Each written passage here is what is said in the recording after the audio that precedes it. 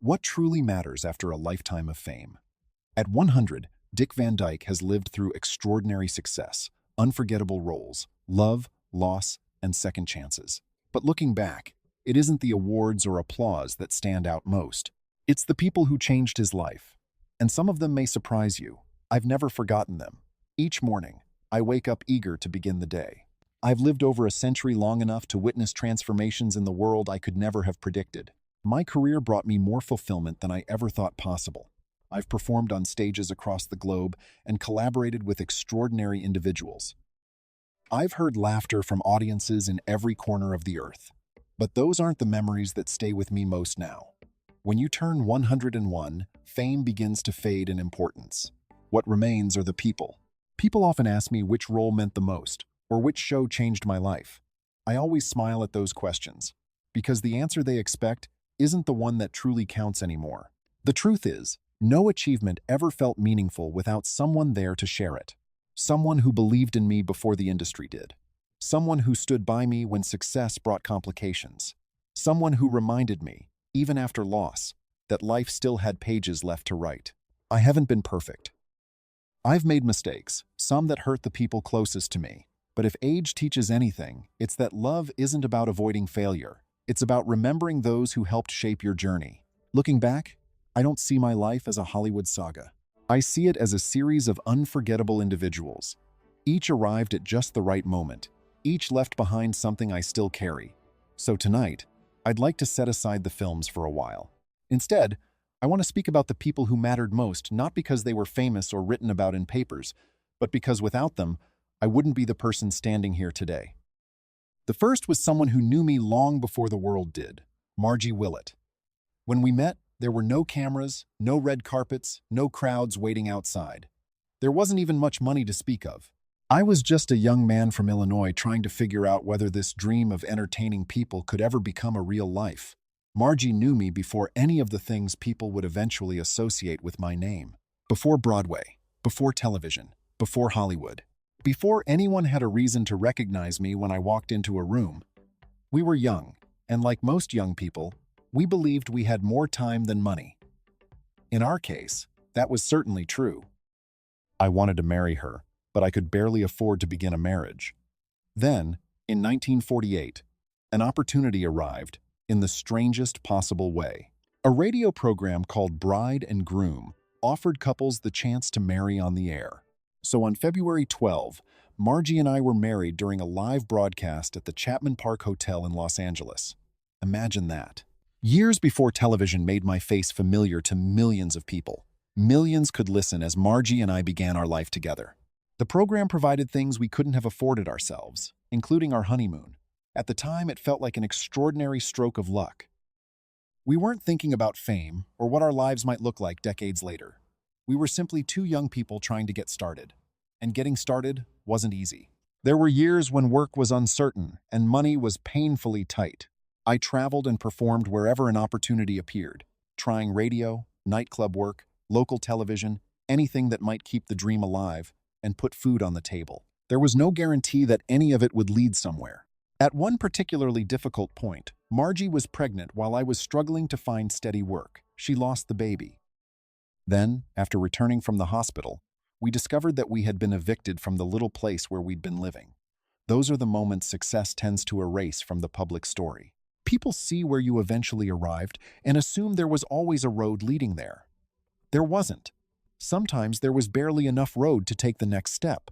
Margie lived through those uncertain years with me, long before there was any evidence that the sacrifices would be worth it.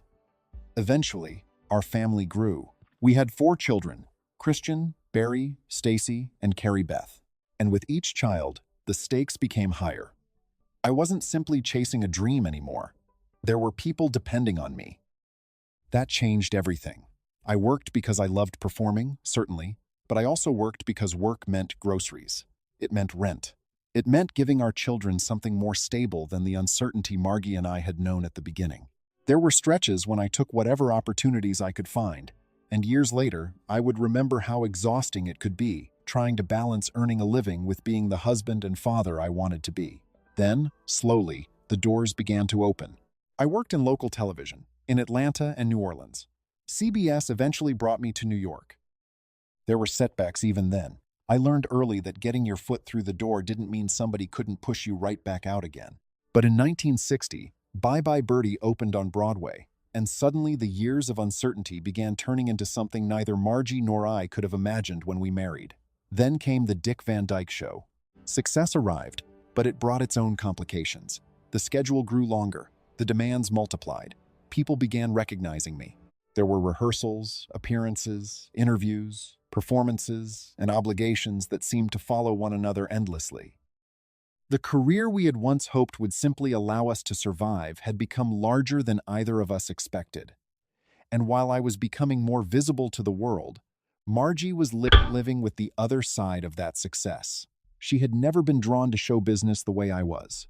Years later, I understood more clearly why. Fame doesn't affect only the person whose name appears on the marquee. It reaches into a marriage. It changes schedules and relationships. It means strangers suddenly feel they know something about your life. And sometimes the person beside the celebrity gets pushed farther and farther toward the edge of the picture. Margie was proud of what I accomplished, but she didn't love what show business could do to a family. I understand that better now than I did then. While audiences saw the performer, Margie knew the man who came home after the performance. While people celebrated the successes, she remembered the years when we couldn't afford those successes even in our imagination. And while my career kept pulling me outward, she was part of the foundation, holding our family together. We were married for 36 years. They weren't 36 perfect years. I would never pretend they were. There were problems, mistakes, disappointments, and eventually distances between us that became too large to ignore. We spent years living increasingly separate lives before our divorce became final in 1984. I also have to be truthful about my own part in what happened. My relationship with Michelle Triola began while Margie and I were still married, and I carried tremendous guilt over it. Eventually, I told Margie the truth. There is no way to make a confession like that painless. When you hurt someone who knew you before the world knew you, success offers no protection from what you've done. Our marriage ended, but our history didn't disappear with the divorce papers. Margie remained the mother of our 4 children. She remained the woman who had stood beside me when my career was little more than a possibility. She had known the struggling performer before Broadway, before television success, before Mary Poppins, before any of it. And perhaps that's something age allows you to understand differently. When you're young, you tend to judge relationships by whether they lasted forever. When you're older, you begin to understand that an ending doesn't erase everything that came before it. A marriage can fail and still have contained love. 2 people can separate and still have shared years that shaped both of them forever. Margie and I had those years. We had poverty and uncertainty. We had children. We watched dreams that once seemed impossible become real. We also experienced the cost that came with some of those dreams. When Margie became seriously ill many years later, the fact that we had long since divorced didn't erase what she represented in my life. She had been part of my story practically since we were young. When she died after battling pancreatic cancer, I felt that a part of my own history had disappeared with her. Because some people remain connected to who you are even after your lives have gone in different directions. Margie was one of those people for me. So when I think of love now, I don't think only about who stayed until the final page. I think about who was there when the first pages were still blank. I think about the person who believed in a future neither of us could see yet. I think about a young couple who couldn't afford an ordinary wedding, standing together in Los Angeles while a radio audience listened as they promised to build a life. We couldn't have known what was coming. We couldn't have known about Broadway, television, Hollywood, 4 children, success, disappointment, separation, or all the years that would follow. We only knew that we were beginning, and Margie helped write that beginning. For that, she will always be part of the person I became. But life rarely gives us only one chapter of love. Mine certainly didn't. There were years of change, loss, companionship, and lessons I hadn't expected to learn. And much later in my life, when I had already lived through more beginnings and endings than I could count, someone arrived who reminded me of something I thought I already understood, that the heart can still surprise you. Her name was Arlene Silver. People noticed one thing above all the age difference.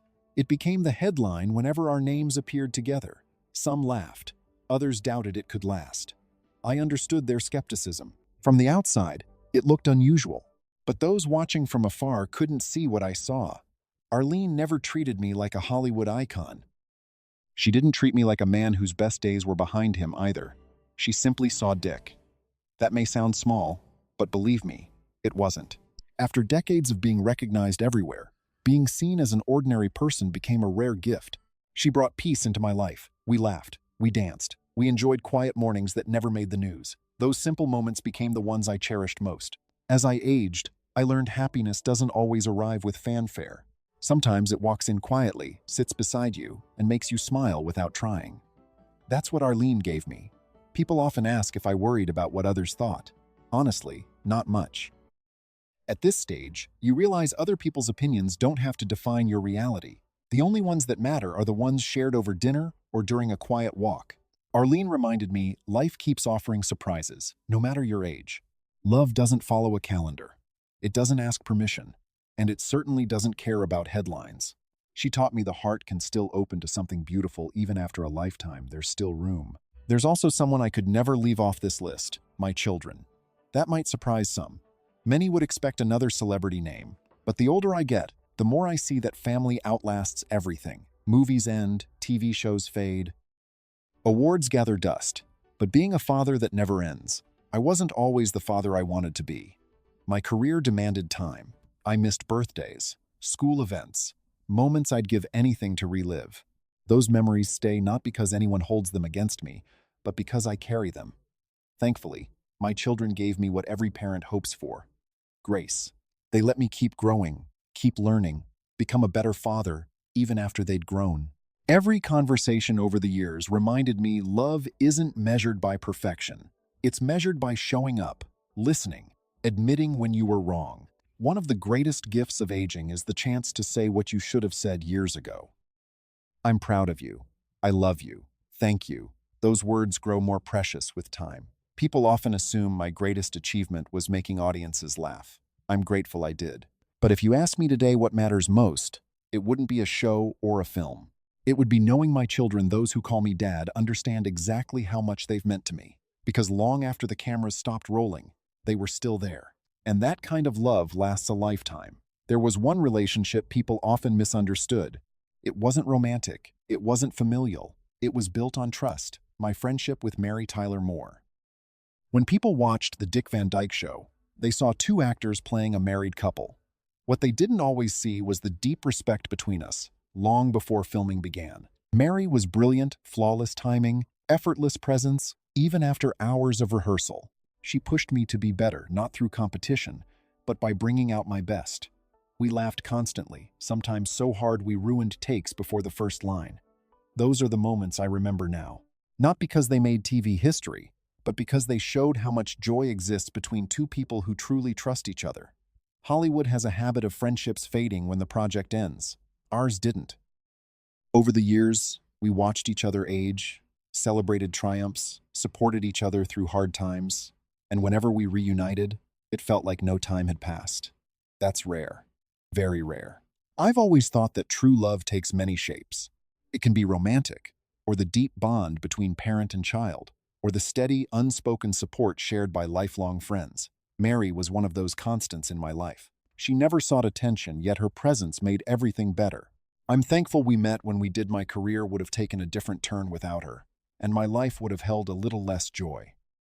If you've followed me this far, you might assume you already know who means the most to me. The truth is, I never really questioned it. The person who mattered most didn't just shape my career, she transformed my life. Arlene Silver. People have long focused on the age difference between us. I get why it made for a catchy story, but headlines don't comfort you after a hard day. They don't make you laugh when you're on the edge of tears. They don't sit beside you in silence, holding your hand, reminding you that just being together is enough. Arlene did all of that. When she entered my life, I wasn't searching for another great love. I'd lived through so many experiences, I thought I knew what happiness looked like. She showed me I still had lessons to learn. She brought ease back into my days.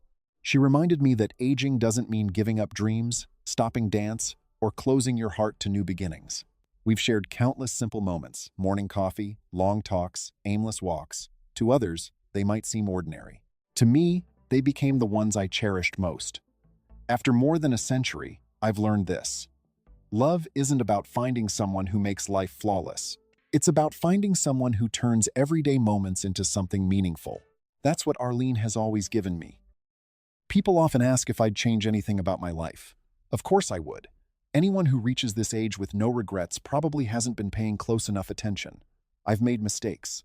I've disappointed people. There were times when work received more of me than the people waiting at home, and times when I understood the consequences of my choices only after there was no easy way to undo them. Age doesn't magically erase those things. If anything, it gives you more time to understand them, but it also gives you perspective. For most of my life, I was always moving towards something. Another audition, another rehearsal, another television show, another movie. Another chance to make an audience laugh. When you're young and ambitious, you tend to believe life is somewhere ahead of you. You tell yourself that once you get the part, once the show succeeds, once you have enough money, once people know your name, then you'll finally have arrived. The strange thing is that I never really arrived. I just kept going, and I'm grateful for that. I started in entertainment long before most people ever saw me on television. There was radio, nightclub work, local television, Broadway, and then opportunities I could never have predicted. Bye Bye Birdie changed the direction of my career. The Dick Van Dyke Show brought me into people's homes. Mary Poppins introduced me to generations of children who weren't even born when we made it. Later came Chitty Chitty Bang Bang, Diagnosis, Murder, and roles that allowed me to discover that a career doesn't necessarily have to end simply because one chapter does. For years, I joked about retiring. I was never particularly good at it. There was always something that made me want to come back. A song, a dance, a character, a room full of people laughing. Even as I grew older, that feeling never completely disappeared. That taught me something I wish I had understood much earlier. Growing older and becoming old are not necessarily the same thing. The calendar does one of those things for you automatically. The other depends, at least partly, on what you continue to care about. I've tried to keep moving. Literally. Exercise became part of my routine, even at an age when people seemed surprised that I was still exercising at all. I kept going to the gym. I kept singing whenever I could. If music started playing and my legs were willing to cooperate, I still wanted to dance. Not because I believed I could outrun age. Nobody does. I did it because movement reminded me that I was still participating in my own life, and that distinction became increasingly important. At 100, there are plenty of things I can't do the way I once did them. The body eventually begins negotiating terms you never agreed to. You become more careful. You move a little slower. You learn that getting somewhere safely is considerably more important than getting there impressively. But curiosity doesn't have to slow at the same rate. Neither does humor. Neither does affection. I think laughter has carried me through more difficult moments than I realized at the time. Comedy was my profession, but somewhere along the way it also became a way of looking at the world. I learned not to take myself too seriously. That turned out to be useful, because life provides plenty of reminders that none of us is quite as important as we occasionally imagine ourselves to be. Awards are wonderful when someone hands them to you. Applause is wonderful when you hear it. But neither lasts very long. Eventually, the theater empties. The television program ends. The costume goes back on the rack. The trophy goes on a shelf. Another generation arrives with its own performers, its own music, its own heroes. And that's exactly as it should be. What surprised me was discovering that some of the work continued traveling without me. The Dick Van Dyke Show ended in 1966, yet people who weren't alive when we made it still discovered Rob and Laura Petrie decades later. Children continued meeting Bert in Mary Poppins. Parents who had watched those films when they were young eventually showed them to their children, and sometimes their grandchildren. There is something wonderfully humbling about that. As a performer, you spend your career trying to create something for the audience in front of you. You rarely stop to imagine an audience 50 or 60 years in the future. I certainly didn't. And yet, after all these years, people still occasionally tell me that something I did made them laugh during a difficult period of their lives. That means more to me now than any rating ever could. Because laughter is temporary, but sometimes what it does for a person isn't. Maybe that's one reason I kept performing for so long. I genuinely loved the work. Even approaching 100, I could still find myself in front of a camera, still singing, still surprising myself with another opportunity. I learned that creativity doesn't have an expiration date stamped on it. You may have to adjust what you do and how you do it, but as long as something still gives you joy, there is no rule saying you have to stop, simply because the number beside your name has grown larger. For me, longevity was never about reaching a particular number. I never woke up at 50 with a grand strategy for reaching 100. Life was much less organized than that. I simply kept finding reasons to get up the next morning. Work was one of them. Music was another. Laughter certainly helped. And love gave all of those things somewhere to return to. That is why, at 100, I don't measure my life by the number of films I made, episodes I appeared in, awards I received, or years I managed to accumulate. 100 years sounds enormous when you say it aloud. Living them didn't feel that way. They arrived one morning at a time. Some mornings were wonderful. Some were painful. Some contained moments that changed everything. Most were completely ordinary, and perhaps that is the greatest surprise of living this long. The ordinary days were not the space between the important moments. They were the important moments. A conversation that lasted 10 minutes longer than expected. Someone laughing at the dinner table. A familiar song coming on and discovering that your feet still remembered what to do. A friend calling. A family member walking through the door. Sitting beside someone without needing to fill the silence. When you are young, those moments can feel almost disposable because you assume there will always be more of them. Age teaches you otherwise. One day you realize that a life is largely made from things that seemed insignificant while they were happening. Hollywood gave me more than I ever imagined when I was that young man, wondering whether entertainment could become a career. It gave me Broadway stages, television studios, movie sets, and opportunities to work alongside extraordinarily talented people. I will always be grateful for that. But fame is a peculiar companion. It makes strangers recognize your face, while time slowly takes away some of the faces you recognize. And eventually you understand which of those things matters more. So if there is anything worth passing along after a century, perhaps it is something very simple. Stay interested. Keep moving for as long as you can. Find something that makes you laugh and someone you can laugh with. Do work that gives you a reason to look forward to tomorrow, whether anyone applauds it or not. And don't postpone affection. We postpone far too many important things because they seem as though they can wait. The phone call can wait. The visit can wait. The apology can wait. The thank you can wait. The dance can wait. Then one day you discover that time was the one thing quietly refusing to wait for you. So, make the call, take the walk, sing badly if you have to, dance slowly if that's all your legs will allow. Tell people what they mean to you while both of you are still there to hear it. And when life gives you another reason to laugh, don't worry too much about whether you look foolish. I built an entire career out of looking foolish. It worked out pretty well.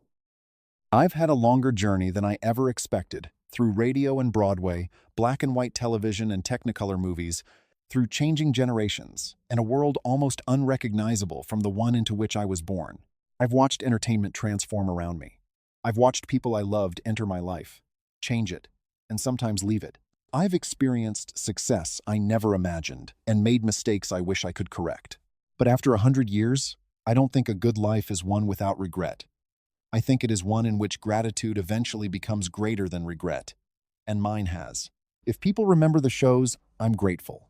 If they remember the dancing, I'm delighted. If something I did made them laugh, then I couldn't ask for much more from a career. But when I look back for myself, I don't see a collection of performances. I see a life. A wonderfully imperfect, frequently ridiculous, extraordinarily fortunate life. And more than anything else, I see the people who shared it with me. That is what remains when the applause stops. That is what mattered when nobody was watching. And after all these years, I think that's about as close as I've come to understanding what a life well lived really means.